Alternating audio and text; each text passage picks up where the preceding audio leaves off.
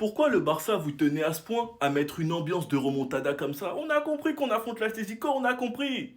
On a compris. Mais les gars, après ce match, est-ce que vous pensez qu'on est capable de mettre 4 buts sans en encaisser un? Sachant que le but qu'on encaisse, il est bête, il est évitable, c'est du manque de chance. En tout cas, j'ai vu une équipe qui recommence à bien presser, surtout dans les 20 premières minutes. Et c'était Fermin pour moi la clé du pressing, cet harceleur miskin. Dans le jeu, il les a complètement dégoûtés en récupérant un tas de ballons. Le premier triplé de Yamal pour ses 101 de GR en carrière. Le premier sur une récupération de Bernal, si je me trompe pas, une superbe passe de Fermin pour Yamal. Le deuxième, il allait le mettre comme un grand garçon, sachant que son action démarre sur la ligne de touche. Mais en 1v1, il a été vraiment très bon aujourd'hui. Il s'en veut sur cette image car il aurait même pu finir avec le triplé en première mi-temps. Mais malheureusement, elle passe au-dessus. Finalement, il aura sa chance sur une superbe passe de Pedri. Il met son triplé, il sort, on le repose pour l'Atlético. Et tout ça sous Ramadan, il a juste mangé Villarreal. Pedri qui est encore à la base de l'action pour le but de Lewandowski, qui envoie cette superbe passe à Koundé. Koundé qui la renvoie à Lewandowski. C'est dingue de te dire que t'aurais pu te prendre un but alors que la récupération vient de cette grosse faute. Zéro carton, même pas de faute. Garcia rate sa sortie et il la met à côté. Le niveau de Baldé m'inquiète, Fermin recommence à être régulier et Olmo recommence à être inconstant. Enfin bref, sinon vous les gars, vous en pensez quoi? Ramenez-vous sur ta pensée en nu.